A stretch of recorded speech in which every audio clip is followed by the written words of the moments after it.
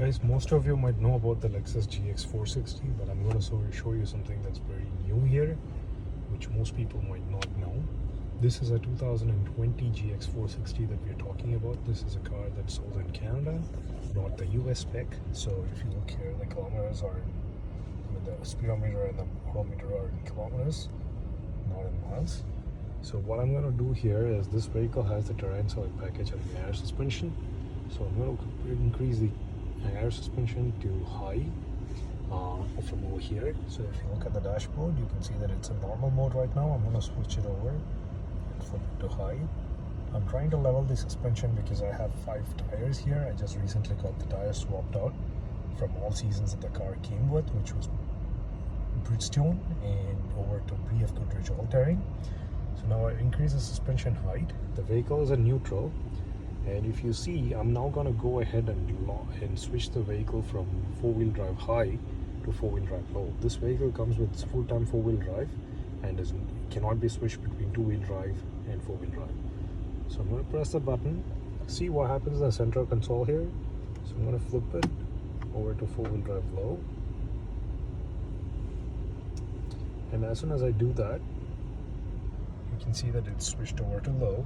I'm going to switch from neutral to reverse, and you can see here that 360-degree camera option is now showing me a few different options here.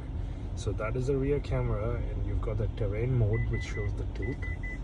Once I go over to neutral, and if I press the button on the left hand side of the steering wheel, which is your camera view button, as soon as I toggle that, you can see that it's got a different mode here. This is the front camera for you and the 2 sides. If I turn the steering wheel, you can see the wheel turning towards the left and the right.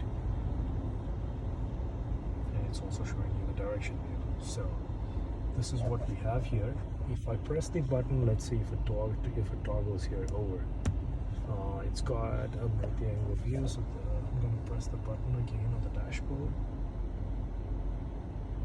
So this gives me a wide angle view of the front and also a smaller view for the bird's eye camera.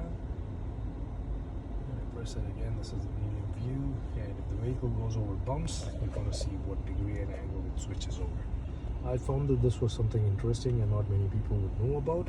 This vehicle is also equipped with the rear center locking differential, not rear but central locking differential. Once I press that, it does tell you that the lockers have turned on over here. That doesn't do anything to the camera, but that's something, a feature that you have. So I'm going to turn it off. This is something you've got to switch once every month between 4-wheel drive low and 4-wheel drive high, and also with your rear locking differential, just to keep the system engaged and active.